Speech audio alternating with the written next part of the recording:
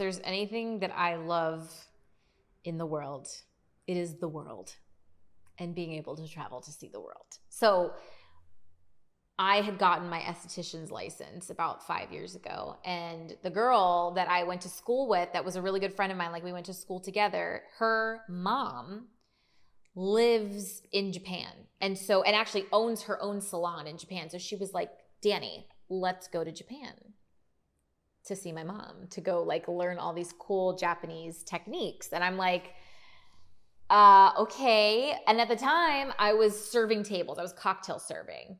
At a big hotel here in town.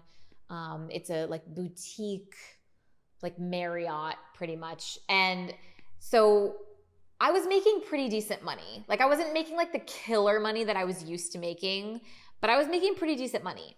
But I remember we went to Japan and we spent 2 weeks in Japan and I was panicking the entire time about money. I was panicking.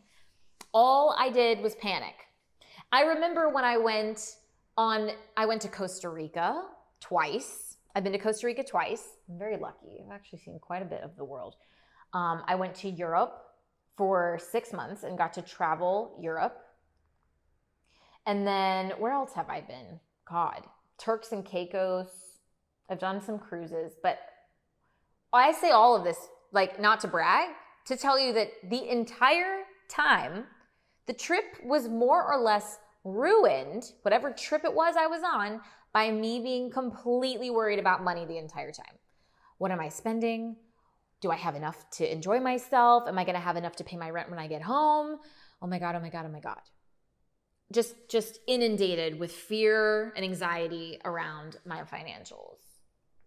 Even though I was bartending and I was going to go home to a bartending job, I knew I was going home to my job. I was going to go home and make more. But it didn't matter. Because at the time, the enjoyment of something incredible that I was doing, seeing the other side of the world, was completely overshadowed by my fear of scarcity around money. And when I got home, you bet your ass I was behind that bar. Or I was cocktail serving.